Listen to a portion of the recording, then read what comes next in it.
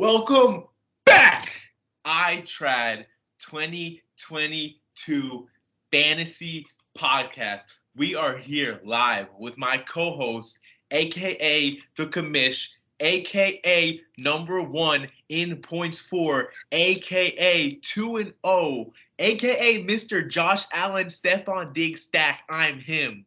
Suck my dick at Eddie Hernandez.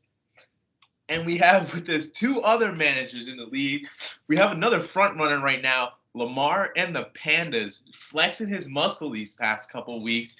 42-point performance from Lamar, putting up 160.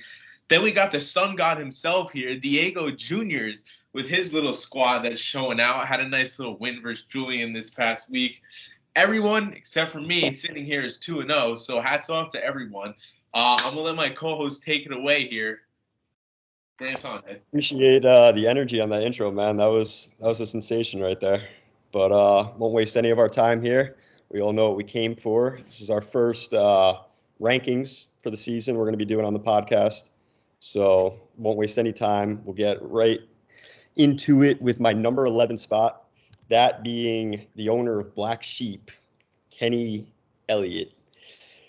Power rankings? Okay. Is this power rankings? This is power rankings. Hey, I'm all right. I'm surprised by that. Okay. This is okay. Well, Kenny sits here at 1-1. I look at his team going forward. I mean, we can always take management into account here with the rankings as well. And Kenny is always going to be dead last in that. But I don't think he's made Kenny's team. Well, waiver claim. He did get Curtis Samuel, which. But that wasn't a waiver claim. He drafted.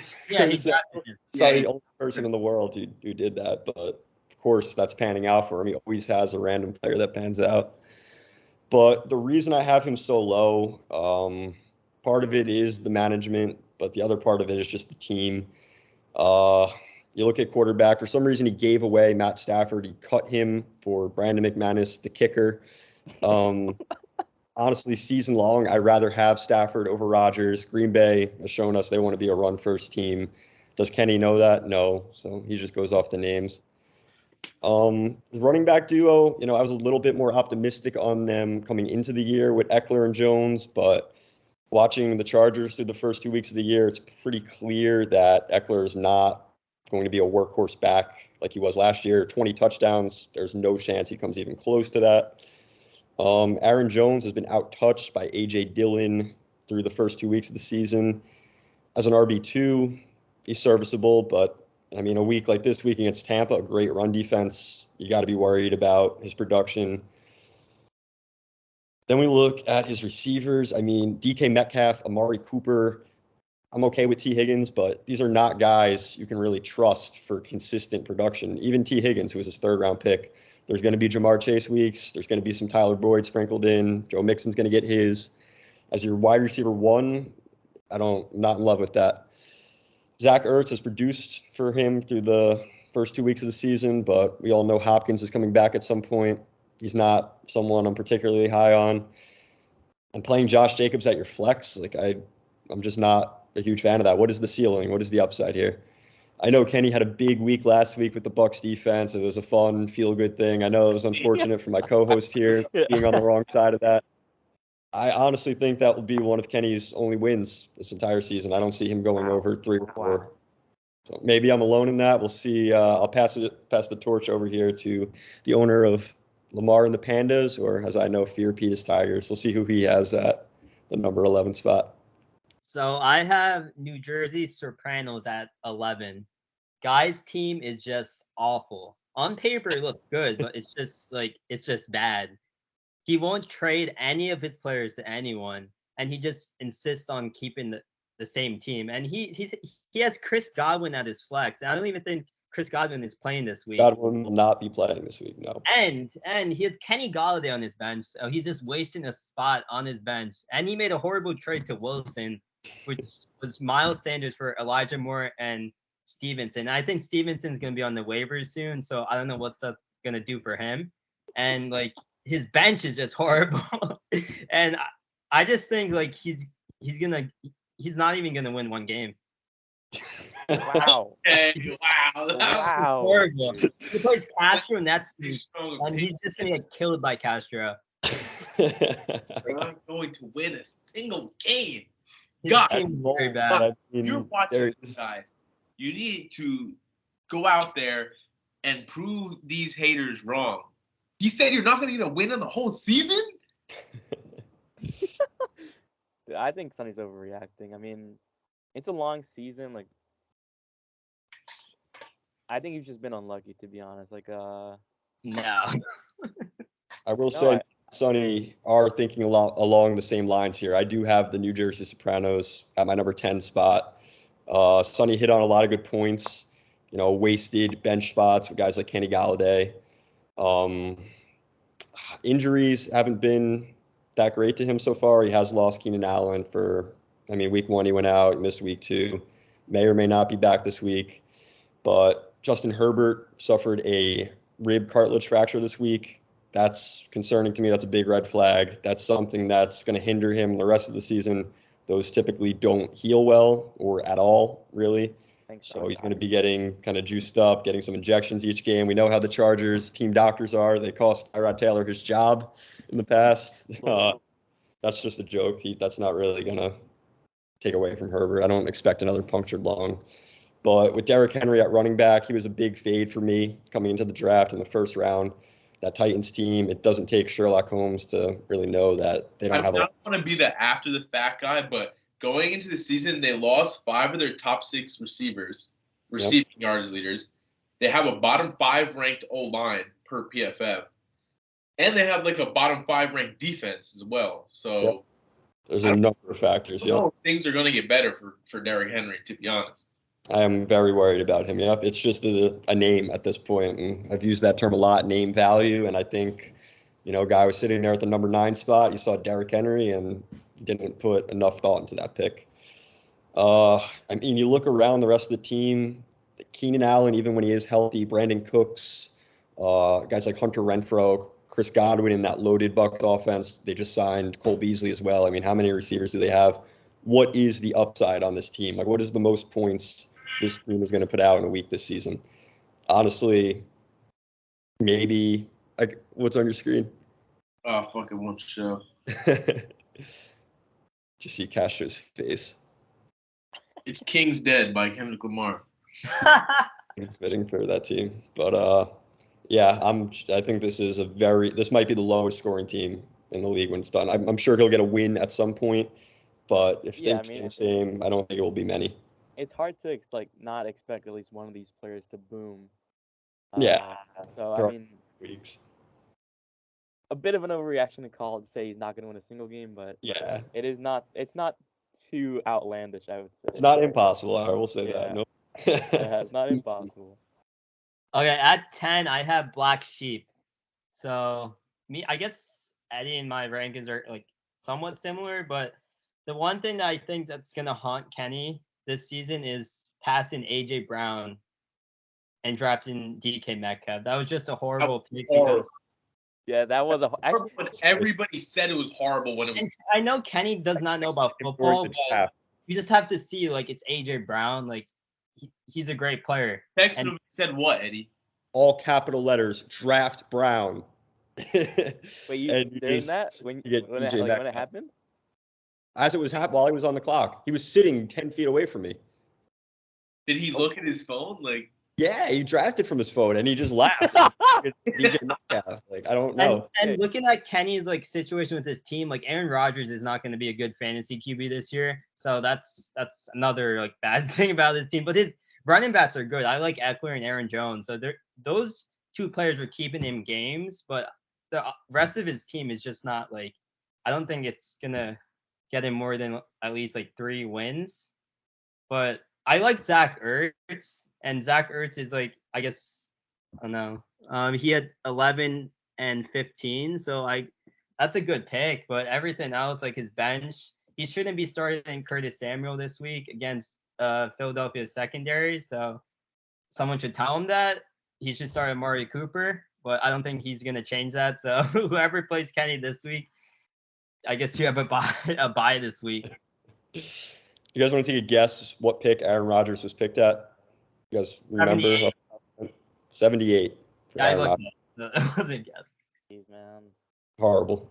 Absolutely horrible. And I remember during the draft being like, Kenny's having an amazing draft for the first 3 picks.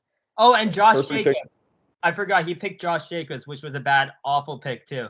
But I really thought he was like, he's really getting into this. Dude, you got Eckler, Jones, T. Higgins. And I'm like, wait a second. And then he drafts DK Metcalf. Like, Absolutely. this doesn't make sense to me. It really hurt to watch, especially. Oh, and Kenny, if you're watching this video, you shouldn't have 2 kickers on your team. You should just drop one of them. That's just wasting the spot. He never watched before. I don't think he ever watched. Yeah. Talking to the wall right now. But... All right, Ed, who you got at number 9, right? Number 9. So this is where the spice will begin. We have the big time reigning champ, Love Hurts, at the number 9 spot. I tried to take a more optimistic look in my original season rankings. I think I had him at 4 or 5, but honestly, I myself was making the mistake of reading too much into name value, because coming into this year, I was not high on Alvin Kamara. I like to say this often. He has not run for 1,000 yards since high school. He's always been an extremely efficient player. He doesn't fit what they're trying to do in New Orleans right now. With Drew Brees, it was a match made in heaven. Back when Mike Thomas and him were just racking up the receptions, he was a complete whiff of a first-round pick. And that trade he made recently with Mike, I think he absolutely got the short end of the stick. I don't know what he makes of Darrell Henderson, but he got a solid pick in DeAndre Swift and traded him away for a volatile receiver in Jamar Chase, who we saw last week, 10 points after a 30-point showing in week 1. 10 points from your first-round pick. That's going to happen more often than you think with a guy like Chase. And yeah, he will have the big boom weeks. He does have 40, maybe even 50-point upside. But when you're sitting at 0-2, you need consistency. And I hated his 3rd and 4th round pick probably more than anyone. Terry McLaurin, Deontay Johnson. How many touchdowns is Deontay Johnson going to score this year? He got 8 last year, and that was remarkable. And, the targets are still there, but he's just a floor play. And Terry McLaurin, I mean, everyone in Washington is eating right now.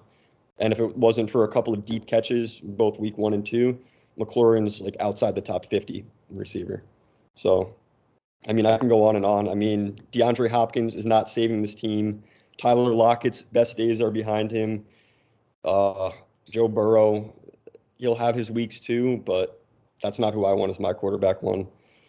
You can make the case for this team being even lower. I mean, there are some outs for him. If Cook goes down, sure, he has Madison, but Eli Mitchell isn't coming back to save the day. It's going to be a long, long season for him.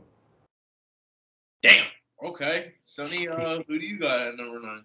I have Kevin as well at 9. And honestly, Kevin, I love you, man, but you're back-to-back champ. This team is just horrible. I don't know what happened. I don't know what's going on, but this team is just, it's not it. And I don't know why you would draft Hopkins when he's serving a 6-game suspension, and he hasn't had last year. He didn't have a 100-yard receiving game, so I don't think in my opinion, he's washed. So that's just a waste of a pick. And Kyler they got Marquise Brown, Zach Ertz, and I guess who's that other? They have a rookie wide receiver. Right, George has been George. I honestly, yeah, it's just, and let's see, picking Kamara over Saquon's gonna haunt you a lot too. I just think Kamara with Jameis Winston, Jameis just looks to pass the ball down the field, and Kamara's a check down back. So I just feel like that's a horrible pick. And you have Darrell Henderson as your RB2. You don't know with the Rams offense, and I think Akers out-touched him more last week. So he did, yep. And Scary Terry, I agree with what Eddie said, and I think Dotson is their best receiver. I know I bias, but I think he's going to be their best receiver at the end of this year. And Deontay, oh wait, you don't have Deontay Johnson anymore. And I think that's it. I agree with Eddie. All his points. Yeah, we agree on a lot. Where do you guys weigh in on the reigning champ? Are we still believers in this great mind? Because you two, Well, when okay, I think so, of people who want to give roses, you two, I remember listen, Oh, and Kevin, you're Kevin, I don't feel like he never has like a really amazing draft. He like the way he wins, he gets good trades. He's able to swindle people.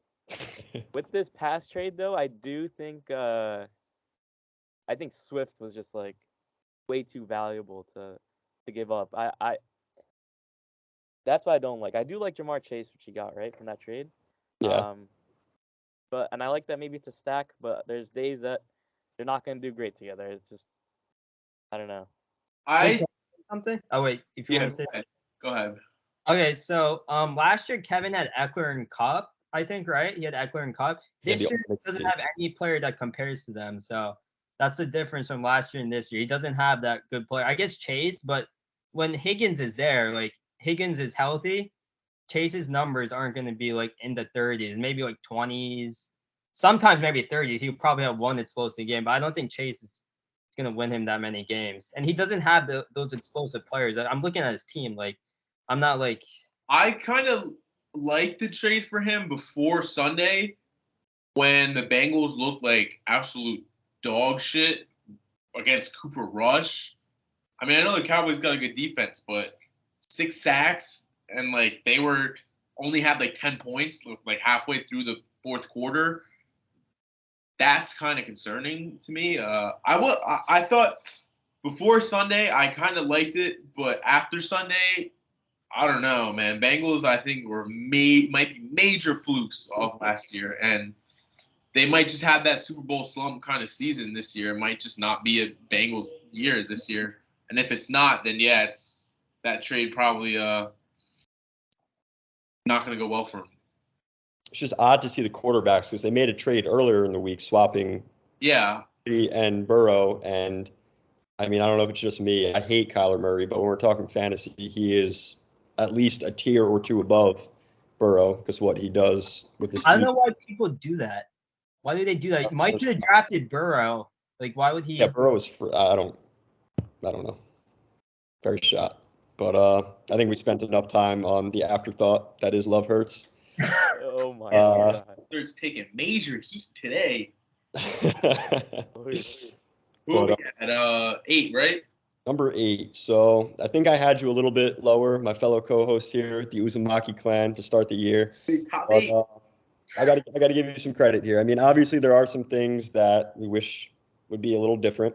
Mostly referring to your mid-round picks. Round 2, round 3, round 4, I think was James Conner, Kyle Pitts, and Breece Hall. And it hurts for me to say that because Cooper Kupp, at where you got him, you know, maybe we were overlooking Cooper Kupp a little bit. You know, Jefferson is great, but it doesn't seem like Cooper Kupp is going anywhere. I think, let's see, 14 targets last week.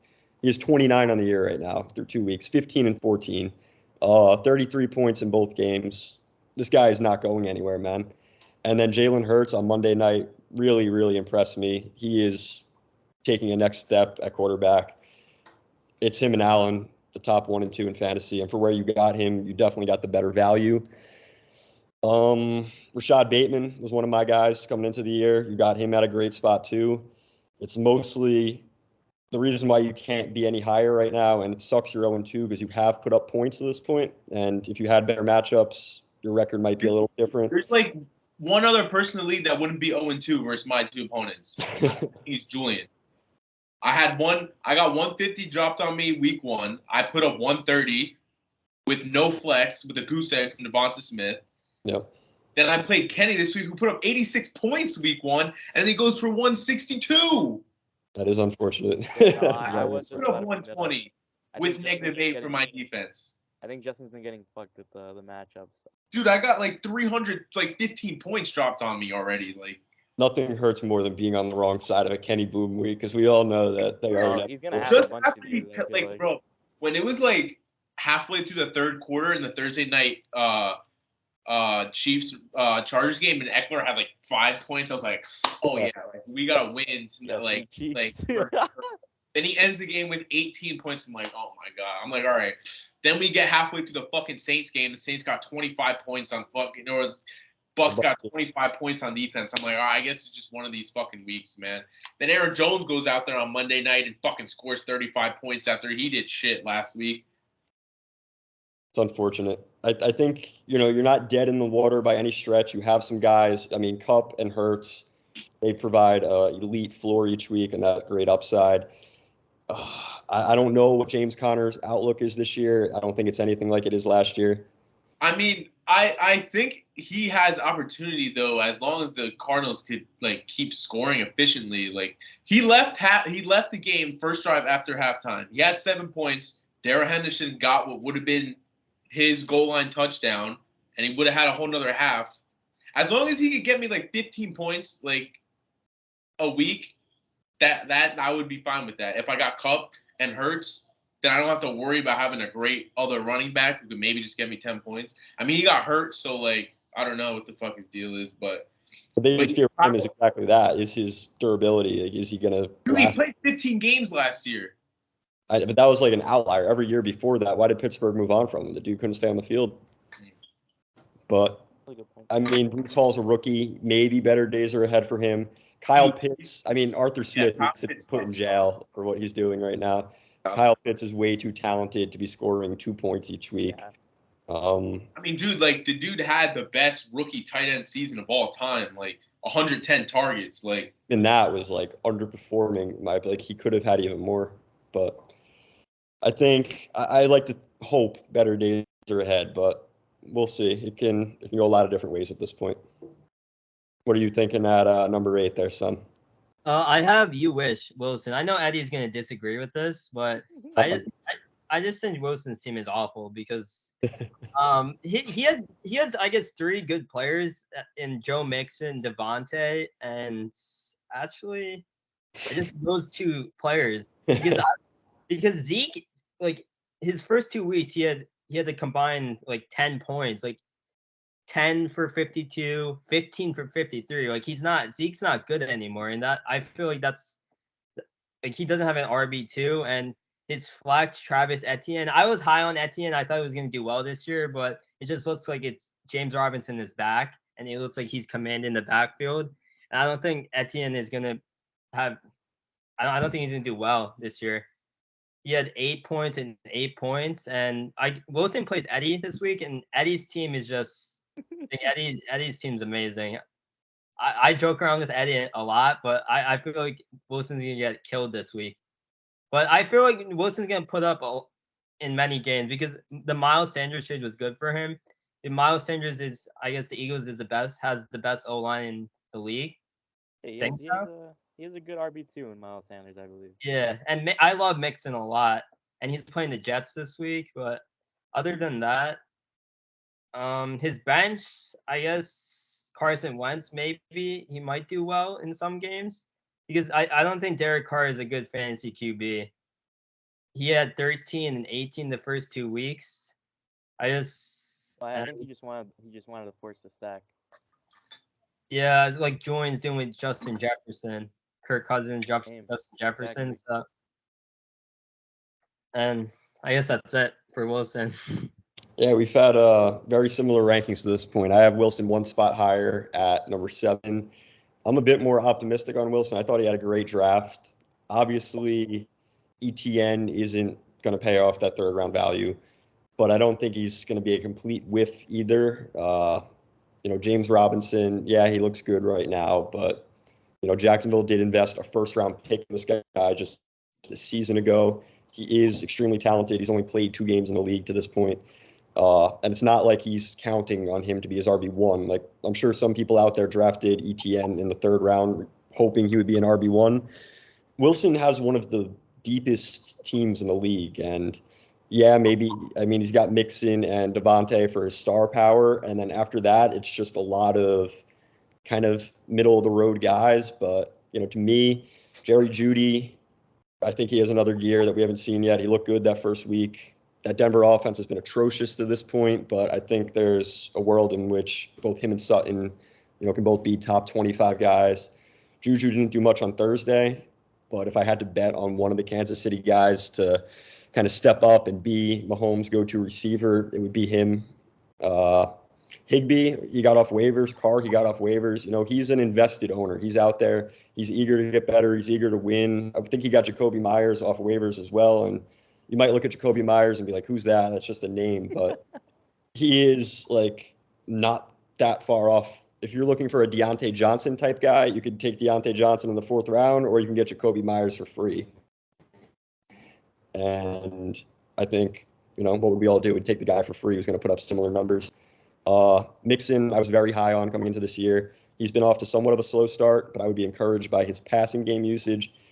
If I could pick my own game this week, I think Wilson is a fine pick for upset of the week. I mean, his team has been slow out of the gate, but this could be the week where we see him get right. With Devontae against Tennessee, who Stephon Diggs absolutely just annihilated, and Joe Mixon against the Jets, who Nick Chubb just ran for 3 touchdowns against. So I would not be sleeping on Wilson Blood Brother by any stretch. Reverse jinx live on the pod.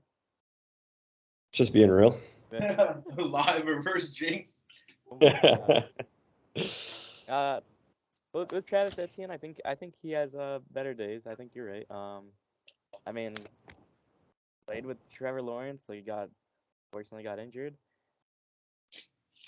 So I think this year he really could turn up.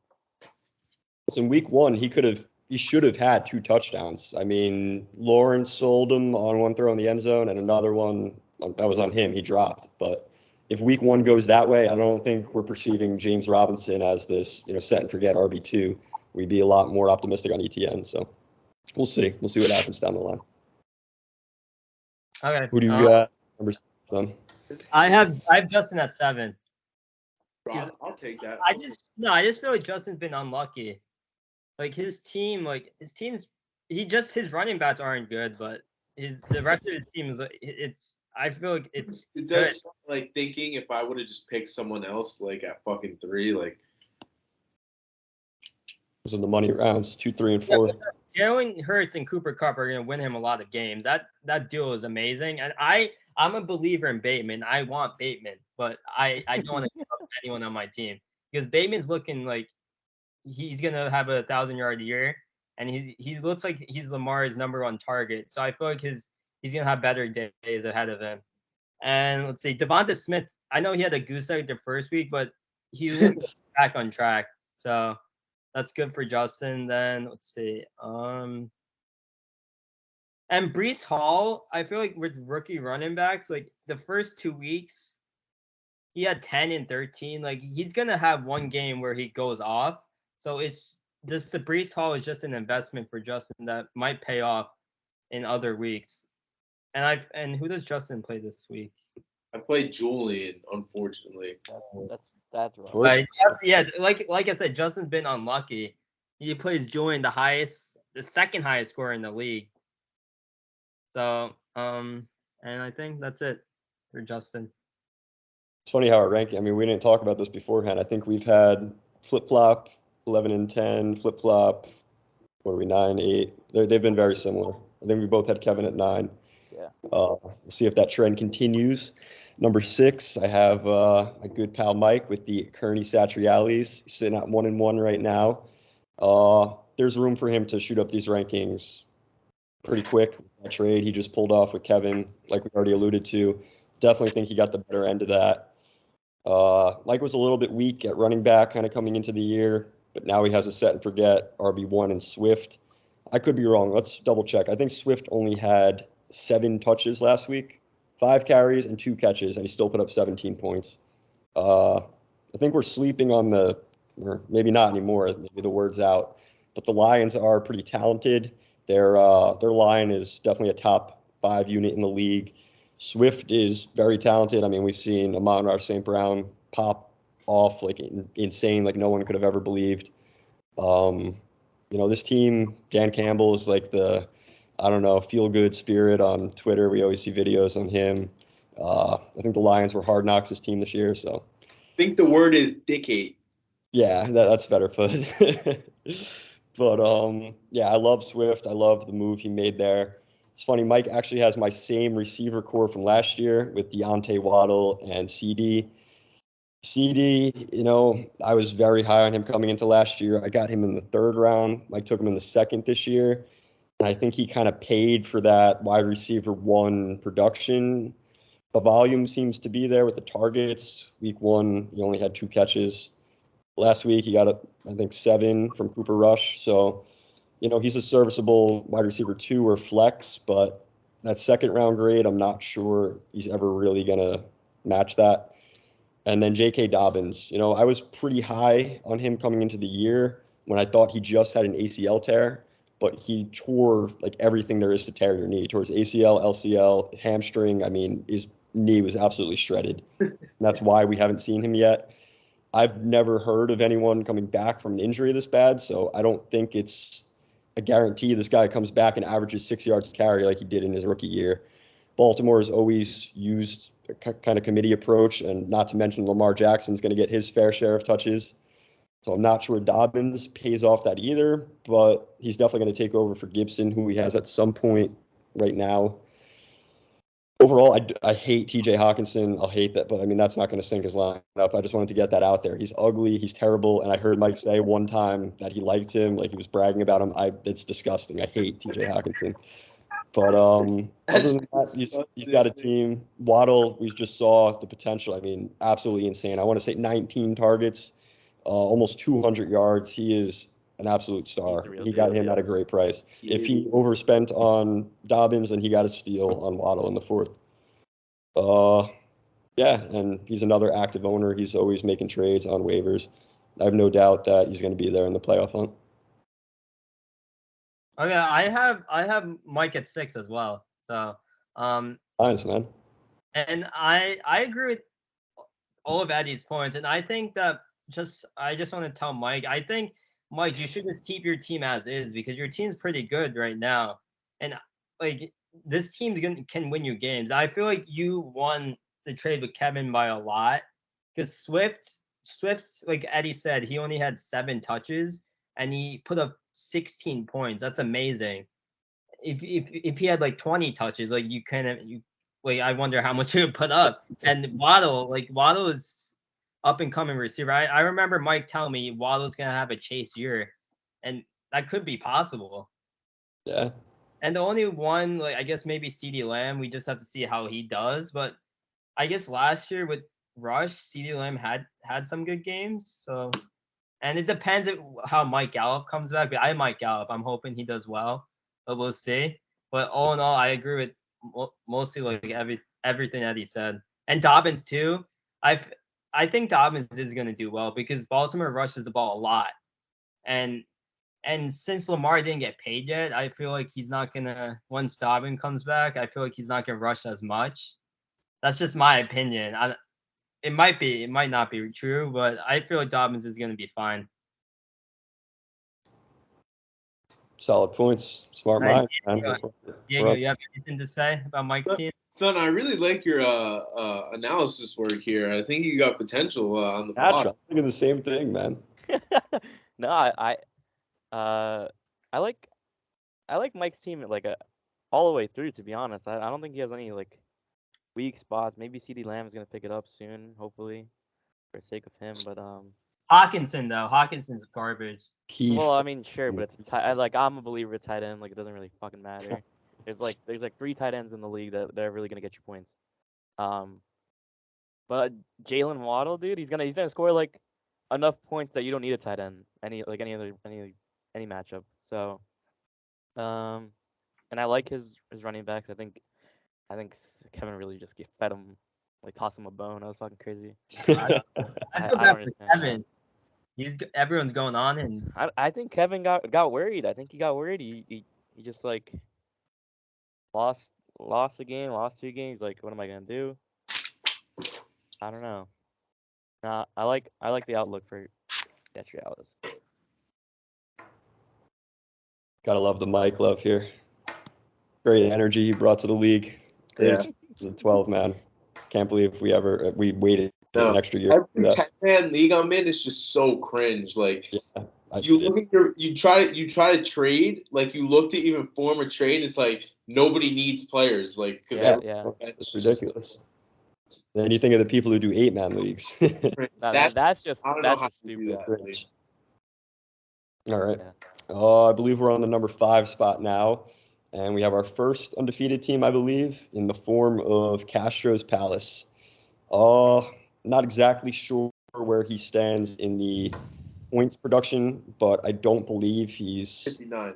one of the higher scorers. I think he's been fortunate in some matchups, but that's not to say that he doesn't still have a really good team. Kelsey had a bit of a down week for his standards this past week, but for where he got him in the back end of the second round, that was a slam dunk. Pairing him up with Mahomes was a pretty wise idea. Cam Akers, I don't know if he's going to pay off where he took him in, I want to say the third round, unless Henderson goes down. It seems like for the first time we're going to see the Rams operate with two backs. McCaffrey has been kind of slow out of the gate, and with the Panthers at 0-2 and Matt Rule at the helm, I mean, I can't lie. If I was at 1, I would have been considering McCaffrey, but I'm not sure we are going to see anything close to 2018 or 2019. Maybe things get better. Baker has looked semi-competent at times, but then not so much at other times. I really like his wide receiver 1 and 2, Drake London. He got him at a great spot. I was high on him coming into the draft. He's already producing big numbers. I mean, the Rams were a tough matchup for him last week. Mariota is locked into him. He scored his first touchdown. He looked amazing. Michael Thomas, I was not high on coming into this year. He already has 3 touchdowns, though, which is kind of not the usual Mike Thomas production we're used to. We're used to more, targets and catches, receptions, but I'm sure he's not complaining about the touchdowns that we've seen to this point, and he seems to be Jameis Winston's guy when they get down inside the 20. So as a wide receiver 1 and 2, I think that's really solid. You got to hope McCaffrey kind of finds that gear. Thielen, I don't believe I was not high on that pick for him, but maybe George Pickens when Kenny Pickett inevitably comes in could be his flex. We've seen receivers. How is George Pickens doing? He's doing He's not trash right now. much. Yeah, he's doing pretty That garbage. Pittsburgh offense is dysfunctional. But Yeah, Mitch. I blame it on Mitch, to be honest. I don't know. I don't know if Pickett's going to No, provide. All these I- Pittsburgh I- homers think Kenny Pickett's gonna come in and it's like touchdown over here, touch like dude, that guy. No, dude. I think the Steelers are just kind of just trash this year, unfortunately. I don't think any of them are really gonna do shit with like either Mitch, fucking Mason Rudolph, like even if Pickett comes in, dude. I think they're all just whatever. Damn, chill. They shouldn't have drafted him, man. Yeah, that was a horrible draft pick. Dude, it Horrible. was my last pick, dude. It was for the meme. I dropped them. I think No, I mean the Steelers. Steelers. I mean you too. That was horrible, but Yeah, Steelers. I don't know what they were thinking. but that pretty much sums up Castro's team. I think he's probably one extra piece away at RB2 and flex to really being dominant, but he definitely has some star power pieces that you'd like to see your team built around. So the season's young. I'm sure he'll play waivers at some point and maybe find his Cordell Patterson like he did last year. So I guess me and Eddie copied each other because I have Casher at 5 as well. And the one thing I like about Casher's team is Drake London. And I saw this stat on Instagram from Fantasy Pros. Derek London has the highest target share in the NFL right now. And that's amazing as a rookie. So you're going to see like better days for Drake London. Why am I saying Derek London? Drake London. And he had 12 and 24 like against was Jaren Ramsey covering him? I'm sure for part of the time. Ramsey's a pussy and won't shadow anyone the whole game. He plays the side of I don't know what that is. The side of the field. Yeah, he don't want to be anywhere near Diggs, that's for sure. Well, like Eddie said, like Castro needs a RB2 because Cam Akers was, I guess, a horrible pick. You wouldn't think it'd be a horrible pick like during draft, but it turned out to be a horrible pick. And Eddie told me like Cam Akers was gonna go off this year, but that was back in like July though. Yeah, As the season, back in July, but Cam I would have been Akers fourth and not in the third.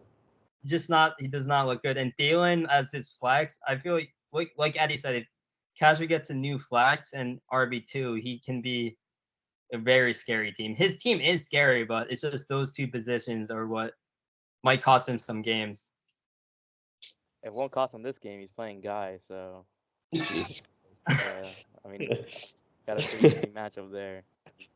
He's probably been the most Mick matchups this part of the year. If Justin's been the most unlucky, I think Castro maybe has been the most Wait, fortunate. Castro has lowest points for, or No, I he's don't know if tied with it's me. the He has levels. pretty high ones, but Let's see.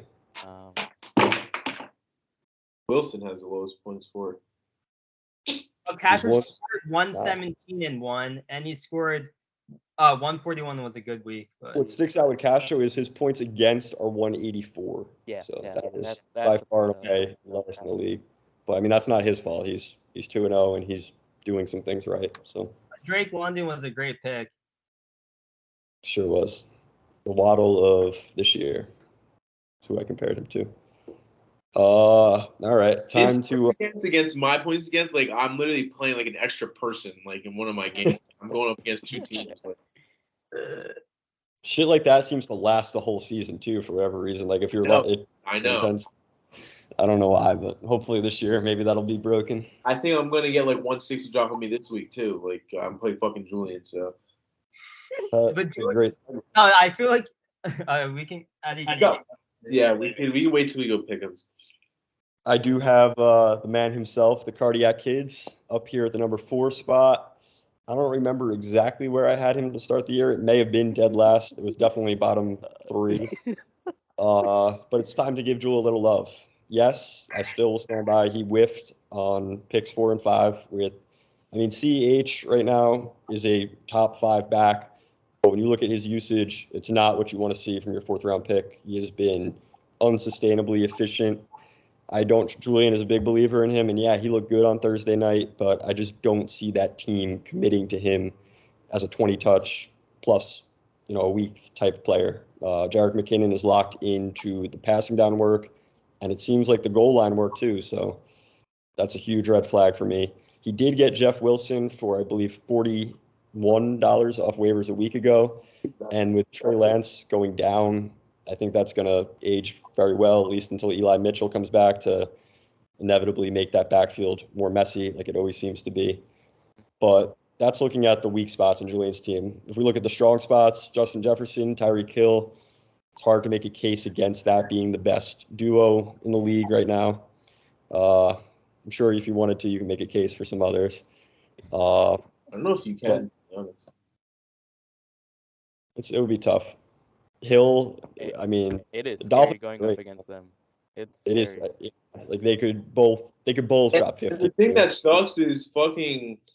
I'm gonna be rooting for Tyreek too. We play the Bills, like points are going to be put up in that game. Like that's gonna be a shootout. I think all Bills games are, except for fucking. That was crazy. And it's not even just those 2 receivers. He also got Christian Kirk at a great spot in the draft, which we'll talk a little bit about later on, I think. He didn't start him last week, which unfortunately cost him his game. But it's not like the person he started completely busted. Josh Palmer on his bench, I understand. I mean, we talked about it a little bit, why he went that way. Mark Andrews in the 3rd round, he had a big week this week. Not the biggest fan of taking a tight end early, but if Andrews can come anywhere close to what he did last year, that pick will certainly pay off. He's weak at quarterback. I don't know if Kirk Cousins is the guy you want to hitch your wagon to for the whole year. In a matchup like this week against Detroit, okay, but we saw last week, when he's bad, he can be really, really bad and lose you a game like we saw. I mean, that was gut-wrenching to watch for him. But he's got some guys on his bench with Pierce, who a 5th round pick. I don't think he's going to pay off. But at some point this year, the volume is going to happen. There's no one else in Houston to give the ball to. Rex Burkhead is not going to be a thing. So as an RB2, I could see him being decent some weeks. Kareem Hunt, another guy who fits that same bill. Chris Olave had a lot of enticing targets past week. So if he hits his stride, like we're starting to see guys like Jahan Dotson and Drake London hit, the Cardiac Kids are going to be okay. So good for you, Jewel. Okay, so I have Julian at 4 too. What the hell, dude? And I agree with everything that he said, but the one thing I want to point out is Julian, like, I don't get why he drafted Dameon Pierce. Like that was a horrible pick, and he doesn't have a QB like Kirk Cousins and Justin Jefferson. I don't know why he would force that stack, I think Kirk Cousins did have a good year last year, but these first two games, he has not looked good at all. And Julian could have drafted Jalen Hurts. Like, imagine Julian's team with Jalen Hurts, and that would have he would be undefeated. Even Lamar, 5 too. Yeah, even Lamar too. He picked Damian Pierce at pick 50, and That's gotta hurt. That's gut wrenching, man, because that has gotta hurt. Else, and something like that could cost you. And I don't think Hilaire is gonna have type of he's gonna have this volume as the season goes. I wouldn't say he has high volume, but put up these fantasy points as the season goes on, because they play the Colts in Tampa Bay. But Tampa Bay is gonna be the game where he does not do well at all. So that might cost Julian some games, and something about Julian, his management, starting Christian Kirk over Palmer. I know Eddie agreed with starting Palmer, but Christian Kirk stood. For the record, I did not say start Josh Palmer. He talked about it. I said you can make the case for either. I said Kirk is by far and away the safer play with upside baked in. Kirk is the one on the Jaguars, so I would start Kirk any day and any time over Palmer. Because Palmer is a rookie, right? He's a rookie. Oh no, I think he's a second-year guy. Second year, okay. Well, Julian's management might lose in some games, even though his team is pretty good. Yeah, I mean, Julian is known to get inside of his own head. Julian, you should make decisions for yourself and not listen to other people. You didn't listen to Eddie. I know you didn't listen to Eddie, but just use your mind. Jesus Christ. God.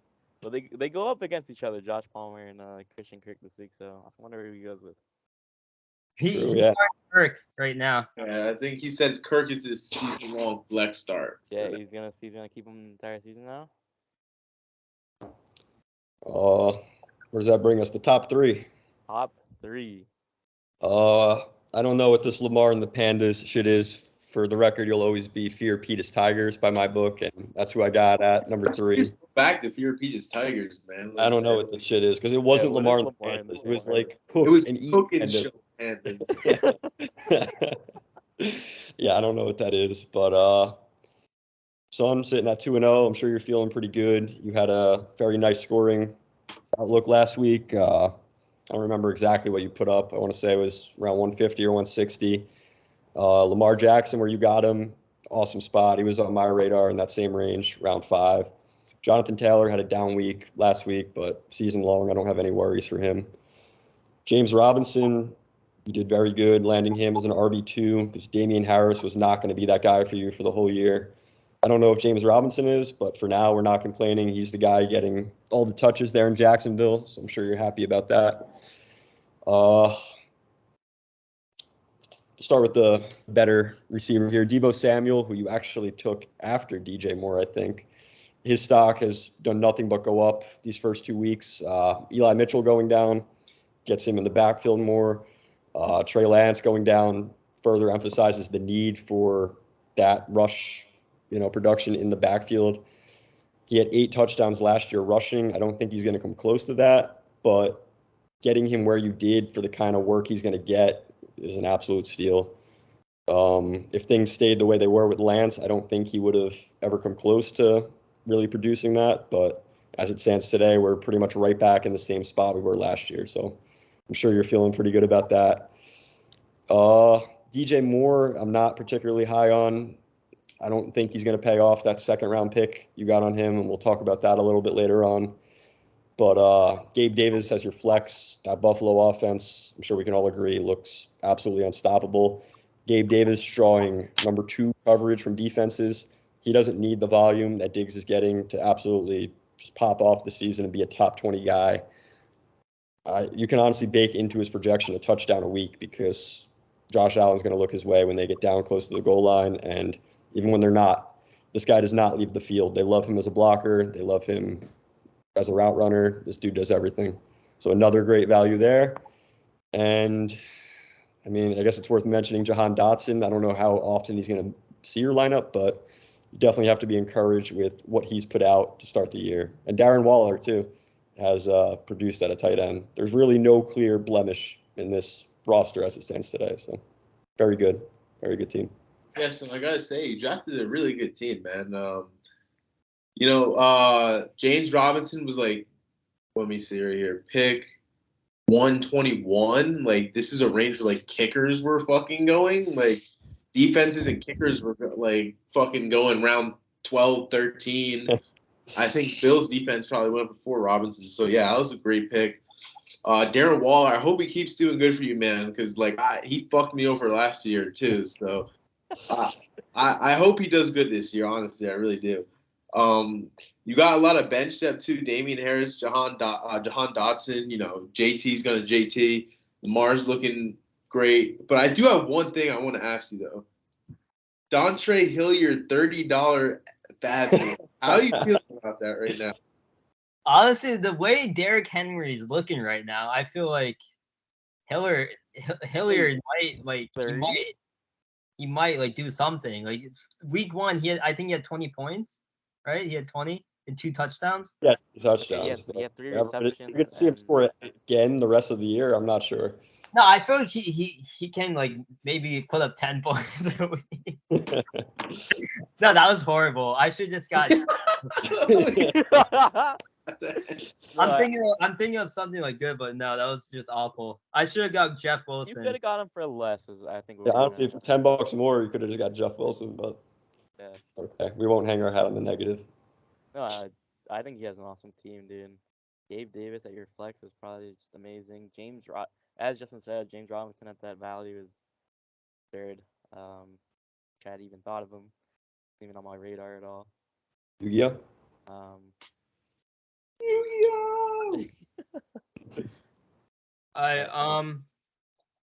We're at 3, right? Yeah.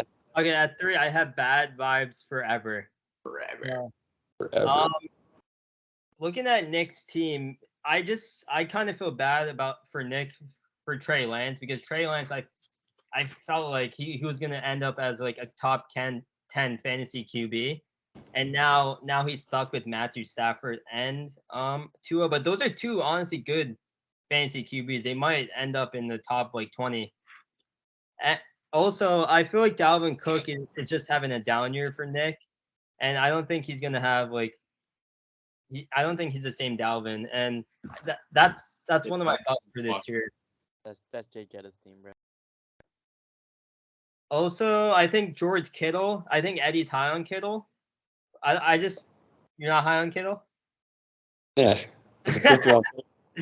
I feel like that he's always injured, so like he's not gonna help Nick at all. Maybe I guess Jimmy Garoppolo is good, but and the one pick that I loved for Nick's team was AJ Dillon. I wanted AJ Dillon, and Nick got him at 68. That was kind of high, but I think it's worth noting ESPN had AJ Dillon ranked as the 98th player in the draft. This is why you don't go off ESPN rankings or any rankings for that matter. That's just unspeakably horrible. 20 touches in a Green Bay offense ranked at 10th round was he going to go? Like 9th, 10th round? It's horrible. But being said, I think Nick is probably one of the best managers we have in our league, if not the best manager. He knows what he's doing.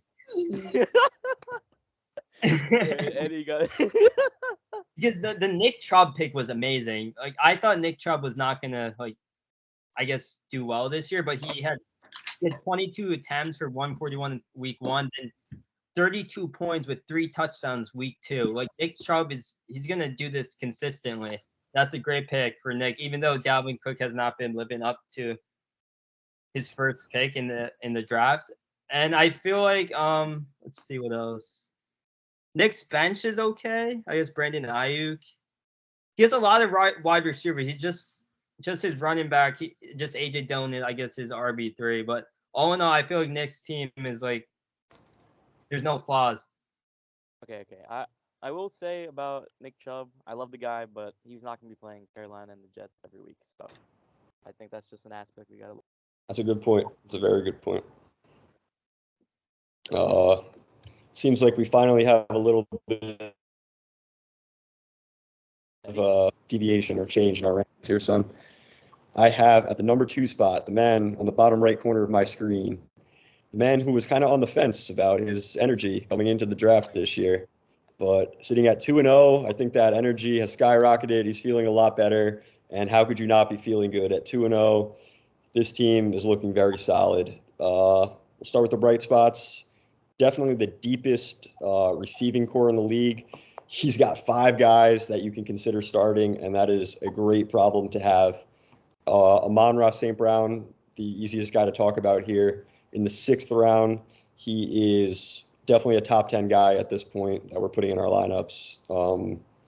There were some question marks, and one of the reasons I faded him last year I was a big fan of him last year. I thought he would do something. I drafted him, had him on my team for a while. But when he finally picked it up last year, Hawkinson was down, Swift was down. I don't know who else did they have. Josh Reynolds. He was the last one standing, so Goff had no choice but to throw him the ball, each and every week. And I don't remember his exact stats, but during the fantasy playoffs, he had at least 1 touchdown every week. He won people leagues, undoubtedly. And it looks like he might do that again this year. 6th round was an absolute steal. Michael Pittman, I want to say was your round 3 pick. I was very high on him coming into this year.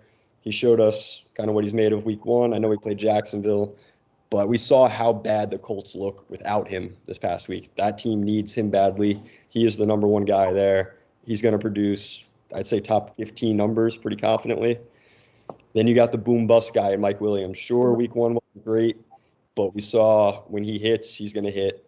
And the fact that you could go out there and play him as your flex, him or Marquise Brown as those boom bust type guys, hopefully they don't bust 2 points, but if they bust around, 8 to 10, that's not such a bad thing.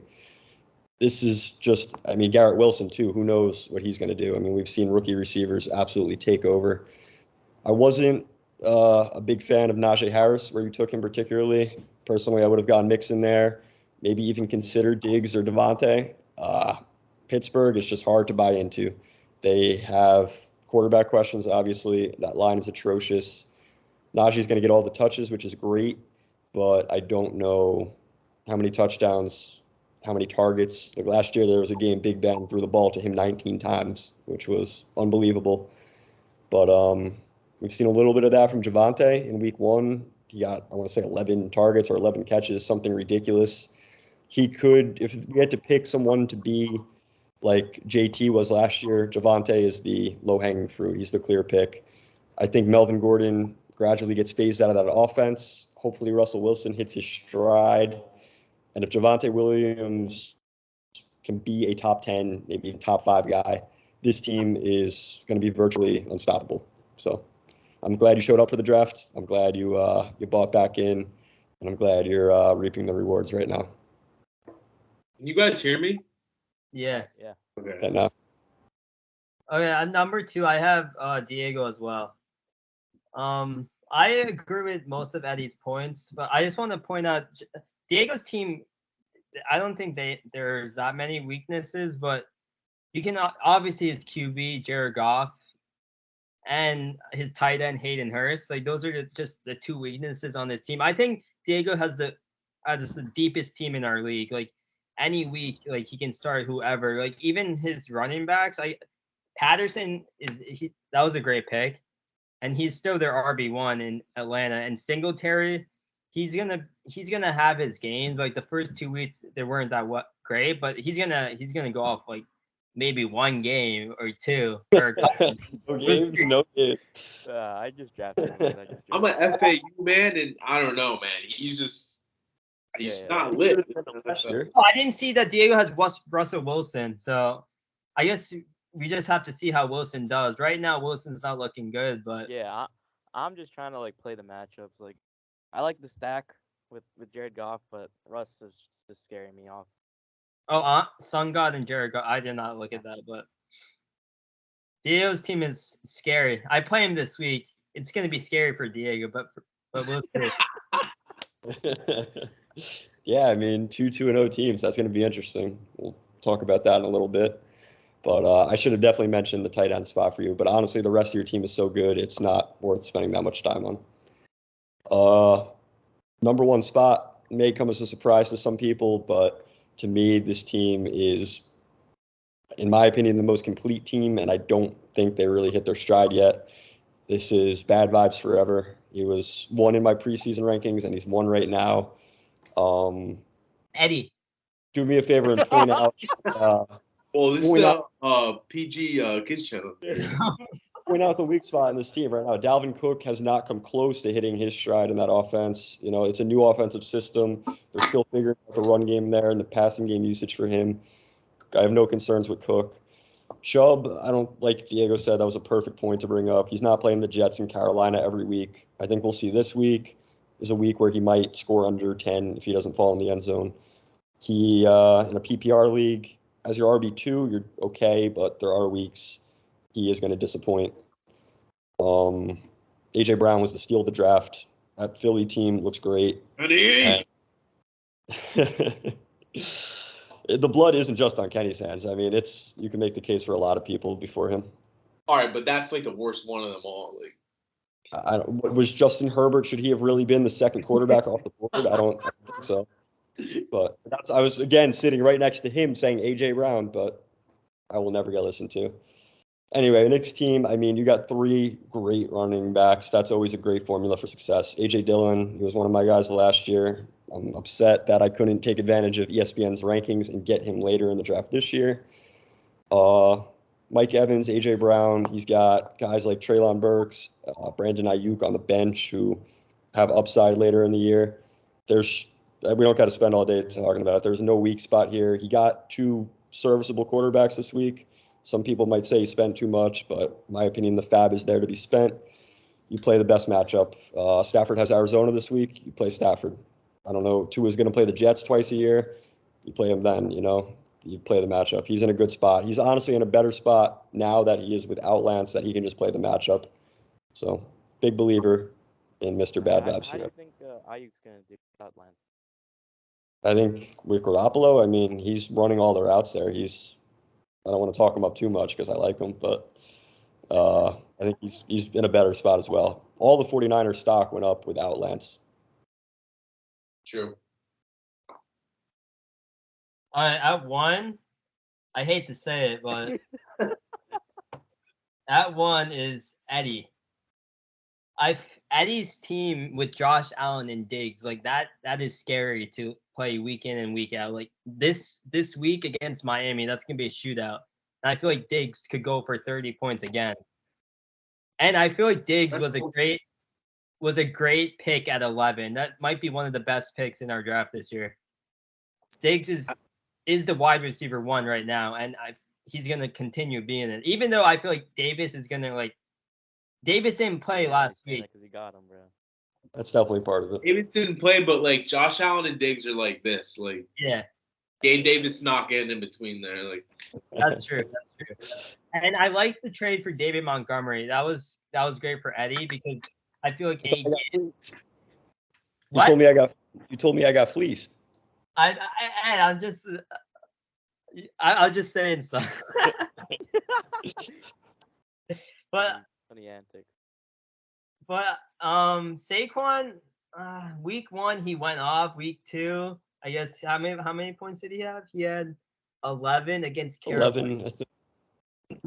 Yeah, we'll see. But I just don't like Saquon with the Giants. The Giants offense is just horrible. I know the Giants are 2-0, but I just feel like Saquon is not gonna pan out to be like a top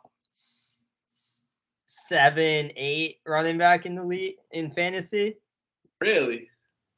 I just hate Saquon because of last year. So He's getting the volume, like 21 touches, 18 touches, like getting the volume there.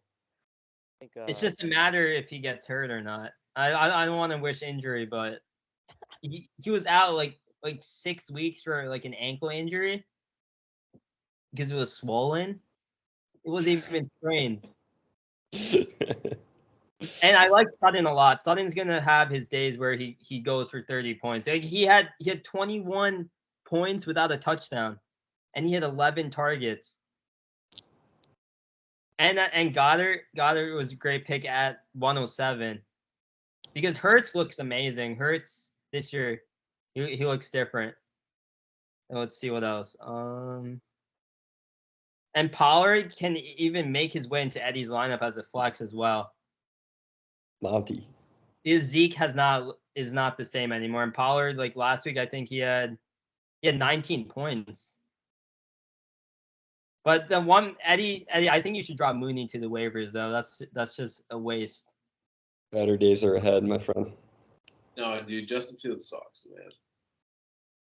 But Eddie's team, there's just Allen and Diggs is gonna win him a lot of games, and yeah, that goes without saying.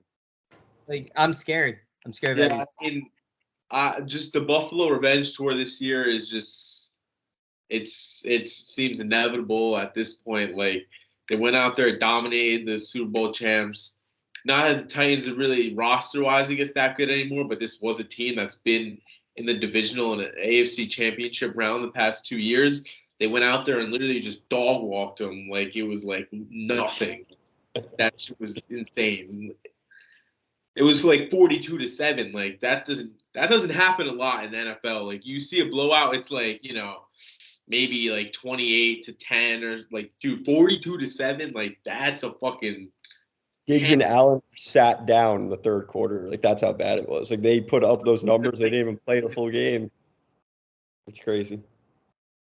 But I appreciate the nice compliment there, son. It means a lot. I wish I could do that emoji that I like sending with the fucking like satisfied like kind of satisfied, yeah. That's me right now. All right, well, those were some good in-depth rankings. I hope they didn't take up too much time, but I'm sure the listeners will appreciate the quality of that analysis from myself and our quality guest here, who is a natural in his role. Shall we transition? 1 hour 6 minutes right now. How many? 1 hour 6 minutes 50 seconds. All right, nice quality episode here. Should we make a speedy transition to the Cage Watch here? Oh, wait, hold on, wait. Let me play the Cage Watch fucking music. That goes along with it. Dun dun dun.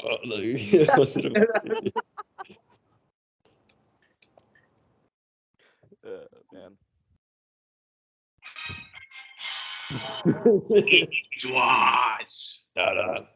Da-da. Oh Lord. That's a menacing fucking music there. Ooh, that's bad vibes forever. All right, who wants to take the field? Oh, I'll go. All right, go. All right, son. This might be surprising to some people, but I have Kevin on Cage Watch. Former roommate. Holy shit. Okay. Kevin is. I've never seen Kevin take so much heat in a podcast before. Holy. I'm just looking at Kevin's team. Like it's not convincing, especially DeAndre Hopkins. Can DeAndre Hopkins turn the season around when he comes back? I don't think so. It's just, and Kamara is just not. He's not looking like Kamara. There's just nothing to be happy about for Kevin's team. So that's what I think he's. And who does Kevin play this week? That is a quote right there. If you take away one thing, there's nothing to be happy about with Kevin's team. Oh, he plays Mike. Oh. See what happens if we get to pick him here. That's gonna be a good matchup. That's gonna be a good game. I don't know. We'll see if Kevin really got fleeced or not. Yeah. I think everything we're saying about him is we can say that. We can say that for the pick'ems. I'll go with my Cage Watch pick. I still have Kenny. I hate Kenny, man. I want to see this kid be thrown in the cage so badly. So badly. I want to pour fucking expired milk and just fucking. I hate seeing this kid succeed in fantasy. And the fact that it was me this week who took the 160 bomb from Kenny just makes me want to fucking kill myself. That was a spite-driven pick right there. Yeah, very understandable. Very emotional. Why don't you take this next one, Mr. Sun God? He's getting engaged. I'm praying for this kid. I like his team. on paper, I really do think that they could turn it around. But right now, Wilson, it is pitiful this past 2 weeks, man. I really do wish it turns around. But like, it could be a year where all these guys are just like not performing when they should be. So I have Wilson in there. Unfortunately, I I I don't know. He's You definitely on the. want to know the stat I found out myself about Devontae Adams? Yeah. Let's hear. He Lay it had on us. week. He had 2 catches for 19 yards. Right. The last time in his entire career, Devontae Adams had less than 44 yards. October 22nd, 2017, Jesus. versus the New Orleans Saints. Lord, man. That was the last time Devontae Adams had less than 44 yards. In That his is second game with Derek Carr, that happening, I don't know. Man, That's they're kind they're of best concerning. friends. They're best friends. It'll turn around for sure. I mean, No, we saw Rogers made Devontae. I don't know. Adams is going to be fine, but it is concerning to see the floor could fall out. I mean, he did get saved by the touchdown, but That's he's always been. another thing. If you would have had like a point, like 2 points. Yeah. Like that should never happen with Devontae Adams on the field. Like it's like it's not even like Arizona had anyone locking him up either. That's a great point. Yeah. Like I don't know what happened there. Like that was like unheard of. He should eat this week though. He plays Tennessee. Oh yeah, you're gonna eat. But honestly, I think we could all agree this is the low-hanging fruit, and it's sad because I don't know if anyone wants to see it, but my pick for the Cage Watch, and unfortunately, I feel fairly confident in this. It's got to be the New Jersey Sopranos. I'm probably going to get a text after this is published if he chooses to watch this, just saying "fuck you." But I just don't know a way out for him. Like, who's going to save him on this team? When you look at his bench, it's not like, I don't know. It's certainly not Kenny Galladay. Is Tyler Boyd or Dawson Knox or Michael Carter going to Hunter? Oh yeah, are these guys going to just pop off and make him a contender, make his team score over 120 points? Cooks, Godwin, and Allen, there's no upside there. Henry, the floor is falling out on Tennessee. Herbert is playing with a season-long hindrance of rib cartilage fracture. And, Tampa Bay, I don't know if we're going to see the same production that we've seen from them the past 2 years. So I am very worried about the 0-2 New Jersey Sopranos. They are on red alert. I wish you would take some advice, but I guess you're too good for that. All right. On to the next segment. We have our pick'ems for this week.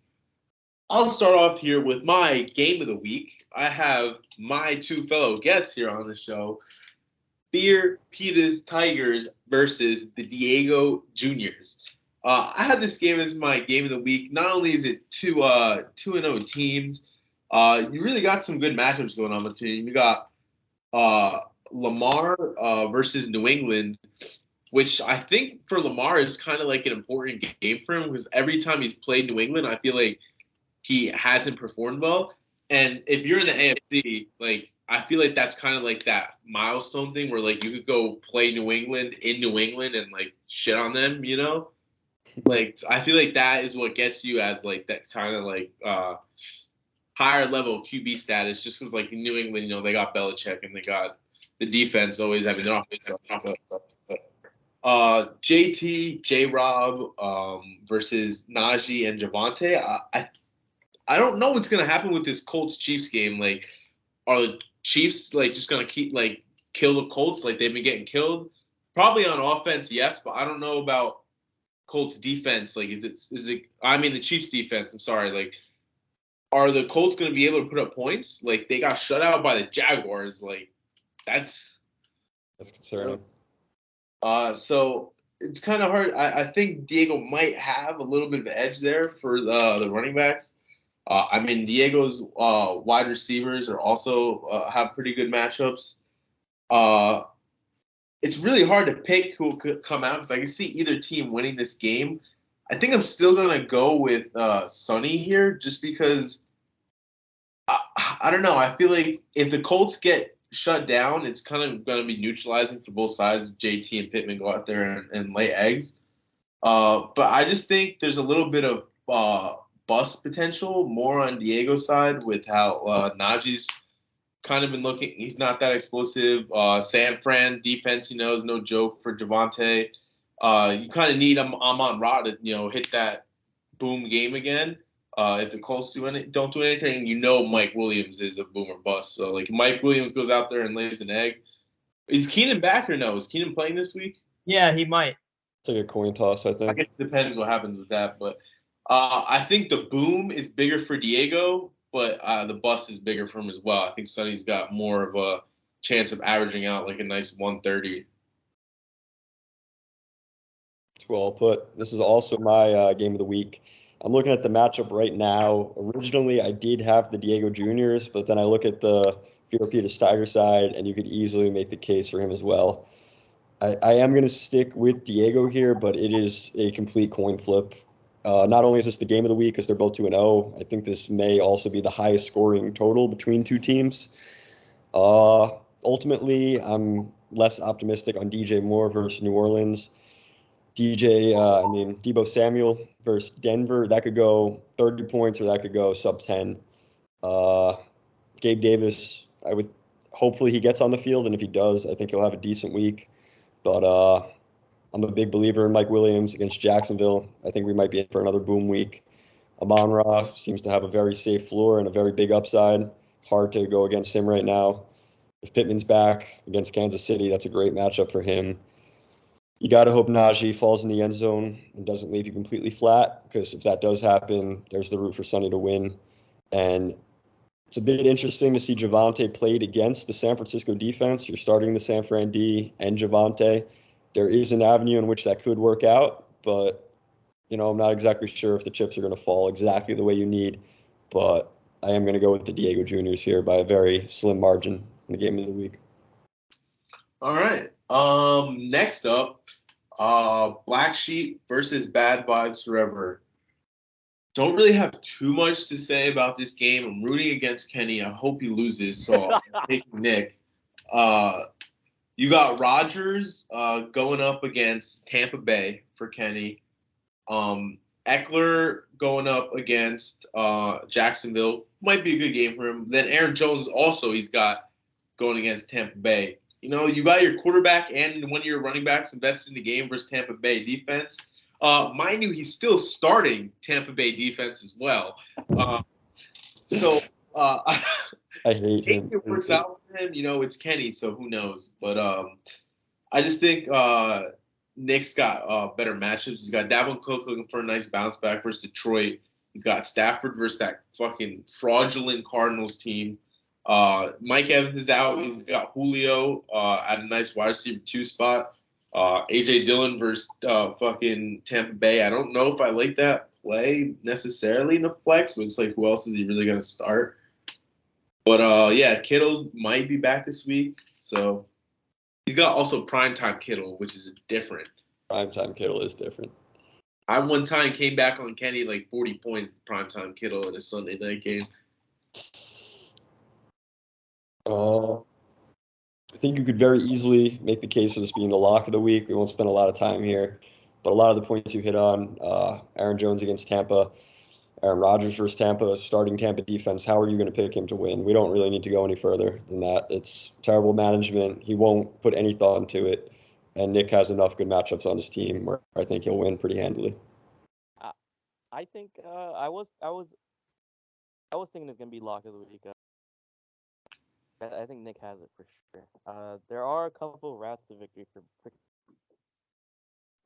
We'll see if Cleveland's able to bounce back after that devastating loss. And it's a divisional game, so I don't know if it could go anyway. True. Dalvin Cook, I'm still iffy with him. And I think that's really the two big key players on this team that I think they need to go off in order for this to be lock of the week. Honestly, I don't think this is lock of the week. Wow. Interesting. Do you still have Nick? What? So you have Kenny winning? it's not lock of the week, but I don't know because Kenny's team if he shouldn't start Curtis Samuel, he should start Amari Cooper. That's the one thing he should change with his lineup. But I feel like his team can go off, even though Aaron Jones plays Tampa Bay. But I feel like Aaron Rodgers is who knows? Who knows what's gonna happen? But I like Samuel, man. Samuel's been leading that team in targets. Cooper. Yeah, but I feel like Amari Cooper should be started though. I don't know. Probably it'll somehow work out. Because it's a Thursday. Philadelphia secondary. True. Either way, I think we have Castro's Palace versus the New Jersey Sopranos. This game I have as my lock of the week. Locking in Castro's Palace here. It's just if I don't really want to go that much into it, but if Keenan Allen doesn't play and Chris Godwin doesn't play, I mean, it's just not really going to be a match. Call it over. You know, that's all I'm going to say about that. Yeah, it's tough to make the case for the New Jersey Sopranos right now. He does have some decent matchups this week. If Henry doesn't do something this week, he's not going to do anything all year. Fournette goes up against the Green Bay defense. Monty just shredded. I mean, on paper, if Allen does play, Herbert and Allen have the potential to do something versus that Jacksonville defense. But then the rest of the line, they're coming off a shutout, bro. You're bugging. Yeah, that's because the Colts are horrible, not because the Jags are good. We saw Wentz throw for almost 400 yards. But I am going to go with Castro here. But if Guy is going to sneak out a win this season, this might be we could do it. I'm not predicting that to happen by any stretch, but maybe the stars align just right for him. Yeah, I think a lot has to fall into place for a guy to win, so I am going to go with Castro. It's just a safe call. Matchups going against matchups. I'm open to players that on Guy's team play. That's just going to be unfortunate if they're all injured. That's just fuck that. I have Castro, and I feel like any team that plays against Guy is going to be the lock of the week.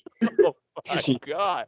I just do not like Guy's team, and I just think Guy is just he's snobby whenever it comes to trades. He thinks he knows what he's talking about when it comes to trades, and he just rejects everything, and he tries to lowball you. He does try to lowball you sometimes. So I just wish the worst for him in fantasy, and every team that plays against him is going to win.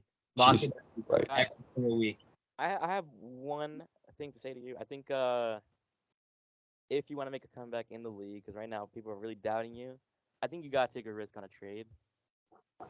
I'm not one to make trades myself either, but I just you go 0-3 here. I think you have to just trade someone, try to go big. I don't know.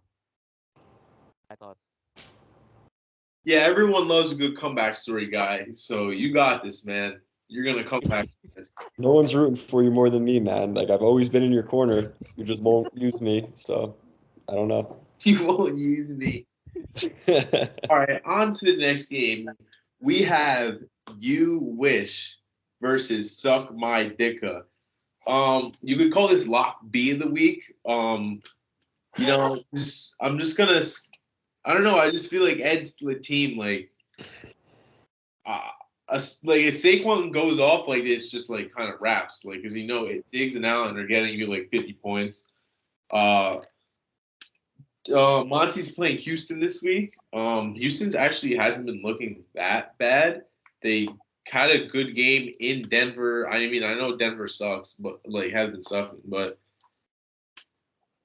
it's not like the Bears are gonna go in there and manhandle them. I don't think that's gonna happen.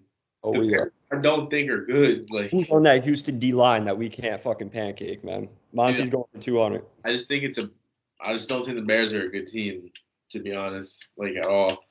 I think they got that win week 1 because it was downpouring and each team was probably limited 15 plays they could probably call in total. So, but Wilson does have Mixon versus the Jets this week. But Bengals versus Jets, everyone's like, oh, Bengals are playing the Jets. Like, I don't know. The Jets are coming off this hot win, and last year the Jets fucking stunned the Bengals. So this could, and they're in New York. This is what like looks to me like a trap game from a mile away. Like, Jets might go out there and just like,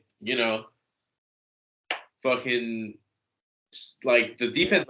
I mean, the offense for Cincinnati just like, I mean, I know the Cowboys got a good defense, but like their old line was supposed to be like this whole new revamped old line. Like they signed Lyle Collins, and it's like they went out there and like 6 sacks again. That wasn't supposed to ever happen again this season. Like, I agree. I think, yeah, I agree. This is gonna be locked to League B. Eddie just needs one more player to do just better, just do good. I think Diggs and Allen are just gonna put. Not much to say. I just think the firepower on Ed's team heavily outweighs Wilson's team. Unfortunately, I fucking hate Eddie. Actually hate him. Great. I take back my ranking of you. Dude, I don't even care, man. You could have rated me like number 1. You're a great manager. Just the way you carry yourself just pisses me off. I mean, there's got to be a heel, man. Every league does need a villain. We got a podcast. We got a villain. We got a hero. I guess you could call Kevin. Like, especially with Kevin having a down year, fall from grace. It really makes my day when I go into the group chat and I just see Eddie berating Kevin. Like, it's so funny. Like, it's so funny. Like. That it stuff like that just makes the league what makes the league, Like, so you gotta have a villain, You got your villain, you got your hero, and when the villain's on top, it's funny. Love that. I have Eddie beating Wilson. I just think Wilson has no chance against Eddie. Maybe if Devontae goes off and Mixon, they have good matchups, Mixon and Devontae, but other than that, Eddie's like powerhouse with Allen and Diggs. Like, that's gonna be hard to beat. They can put up like, I guess, 70 themselves. Like, them too. Like, that's Eddie's gonna beat Wilson. All right, then the next game on our list, we have the Kearney Statuality versus Love Hurts.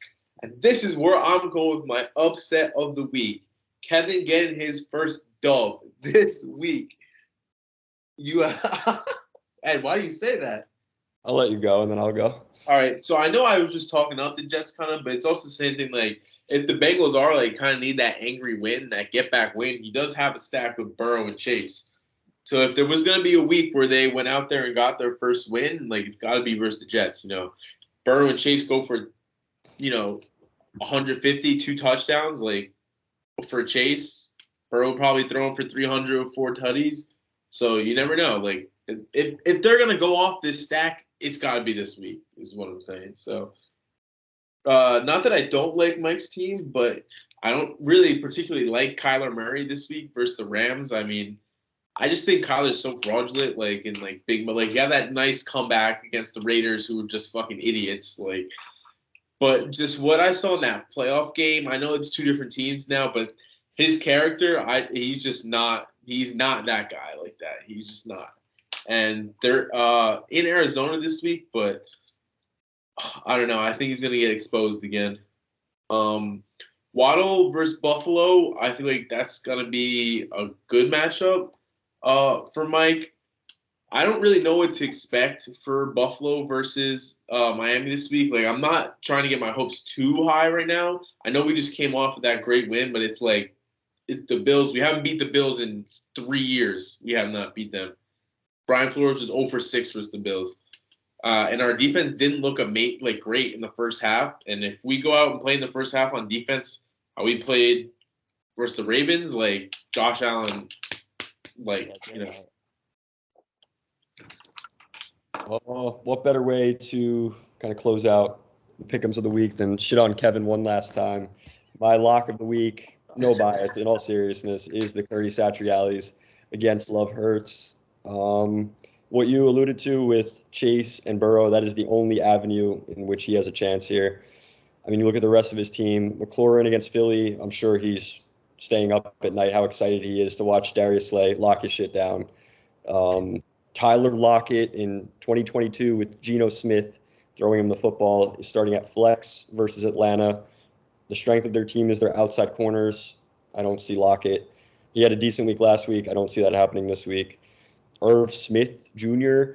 is the start at tight end this week. Sure, he caught a touchdown last week, but this is another ploy for him to try to be cute. He started Donovan Peoples-Jones last week. That didn't work out. I don't really see the appeal there. I guess he's just completely desperate. Darrell Henderson in a known timeshare. Maybe he falls into the end zone, but if he doesn't, he just has a goose egg at 2. And Kamara also playing with fractured rib cartilage. And even if he is 100% healthy, that Carolina defense just held Barkley in check pretty well. I think they're kind of an underrated unit. Wouldn't be surprised if this team doesn't eclipse 100. I don't even need to talk about Mike's team. Mike's team's going to do well. So 0-3 coming right up. It really is sad to say. I think Kevin is going to go on. Kevin said, I used to. It really is sad. Yeah, I think Mike is gonna beat Kevin. It's just sad for Kevin, honestly. He had a good couple of years winning back to back, but I think his time has come. Here's the thing: does Kevin blow up his team after this, or if he loses? I mean, he just blew up his team. I don't know what the fuck that trade was. Yeah, he's gonna pull a turtle, go in a shell, and just concede. It's gonna be a long, sad year. I play him the week after. I can't fucking wait. Oh my god! Oh, God. No, Kevin. Who did the Bills play? Oh God. Honestly, it really doesn't matter who the Bills play now. Baltimore, who Tua just fucking absolutely shredded in that ravaged secondary. I can't wait. All right, last game of the week, right? We got Heat versus. Oh, I forgot about that. Yeah, okay. Justin Yeah. and Julian. Julian. Who wants to start? Either of you guys have it pulled up? This might be. I mean, it's not really an upset, but I guess it would be my upset of the week. That I got Justin winning this. Hurts looks unstoppable. Washington, I don't know. I really don't really scare me. And Cooper Kupp is just gonna go out there to score 1 billion points against whoever the fuck he wants. And I really think Justin's just getting really unlucky with matchups. I think he could be 2-0. He could be 1-1, but unfortunately, he got the short end of the stick. He got 0-2. And I'm afraid for Julian that Vikings are gonna go out there and be scared again. They're gonna be a bit demoralized. Who's home? The Vikings are Minnesota's home. Hopefully I could go score for him, but I do have Justin winning this because I want to see Justin beat Julian. Okay. I don't know if I had my upset of the week yet, but I have Justin beating Julian. So because I hope Justin does beat Julian because Julian's on a high horse right now, thinking he's on top of the league and stuff. Like he's not shit. No one has peacock feathers more than him, man. He won't be shit, and he kind of thinks he's like cute, like keeping all these players. Like he said, oh, I'm not gonna trade like Tyreek, Mark Andrews, Justin Jefferson, like, and he was ridiculing like Justin for not like accepting Kyle Pitts for Mark Andrews and stuff. Like he thinks like he's like this like king now, being 2-0. So What the fuck? That's fire. I kind of like that. That's actually kind of funny. So yeah, Justin. I feel Justin is gonna beat Julian this week, and that's it. This is actually funny. I hate to rain on the feel-good story. I think there is a possibility that kind of hinges on Kyle Pitts. I mean, who's on the Seattle defense that is going to cover him? No one. But will Arthur Smith have him blocking or just running meaningless routes on the outside? That remains to be seen. But on Julian's team, I feel very good about Justin Jefferson and Cousins just absolutely destroying that Detroit defense on the outside. Tyreek Hill, I don't think has the same upside we saw last week. Buffalo tends to play their defensive backs back in a conservative manner. The volume could be there, similar to what we saw week 1. Maybe he gets between 15 and 20. That Colts defense not looking great. Clyde Edwards hasn't gotten the touches, but I think he's good for at least in the double-digit range. Jeff Wilson, kind of same deal against Denver.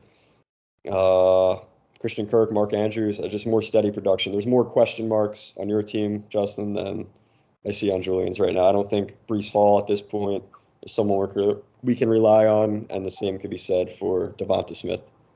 So, I'm sorry. Yeah, I agree. I think my pick just comes from an emotional side. I just don't want.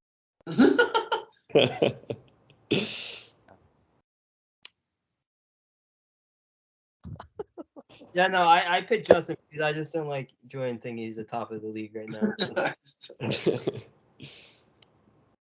All team is good. There you go. I think, yeah, I'm kind of scared to play. I'm kind of scared to play. Eddie, you like this one? I like this one, yeah. All in the classroom. I'm kind of scared playing Julian this week. He's coming off 160 and 140 the prior 2 weeks. I'm coming off getting 160 bombed and 150. So it's kind of like this looks like a pattern to me, and Halo. I don't know if I'm gonna survive it. And if I go 0-3, then I don't know, man. I don't know. We'll see. Season is still young. Don't panic. But that's our last game. So I think we'll save the other segment for another time. Definitely. But yeah, that was actually a really good episode. That was definitely the most fun episode, I think. We had, a lot of shit was getting thrown at some people. Yeah, there's a lot of heat going. Yeah, get better. That's the one thing going around. Setting up for another interesting week. I mean, who doesn't love football Sunday? We're about 8, 9, 10 hours away from Thursday night football. We got the Cleveland Browns versus the Pittsburgh Steelers. Couple names going in that one. So who doesn't love Pittsburgh? I mean, Pittsburgh versus, Cleveland. Everyone's always rooting for Pittsburgh in that one. Oh, yeah. Why not? Oh, yeah. But yeah, so we're gonna get ready to sign off. Process this episode. We're all gonna take a while. This is a long one. So with that being said, good luck to everybody this week. We hope for another week. Well, at least I hope for a week with no injuries. I can't speak for everyone here right now. But anything to say from anyone else before we log off? Oh, yeah, that was a great episode. I think we probably set a record for longest one potentially, but definitely a lot of detail, a lot of depth. Not sure how many people made it to this point in the video. I think Guy probably checked out at like the 20-minute mark. Yeah, a lot of fun. I wish everyone good luck this week. If things aren't going so hot, the season is young. We have 14 weeks in the regular season, so don't panic. It's a marathon, not a sprint.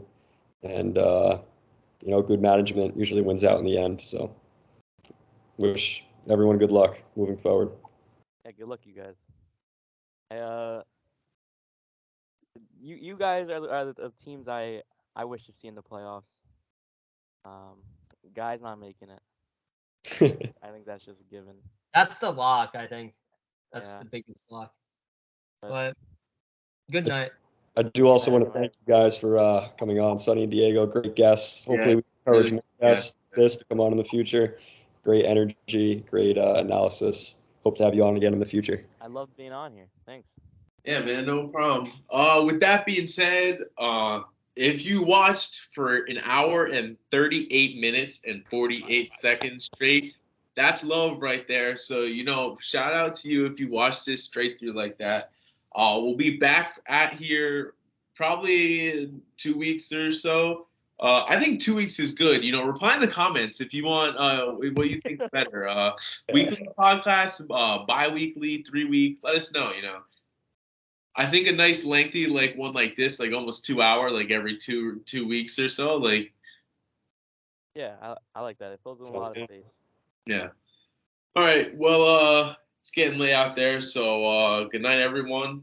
It's currently 11:39 p.m. Eastern here right now. You know, we're here putting out work for you late night. You know, to provide this content. So we'll see you all in 2 weeks. Night, everyone.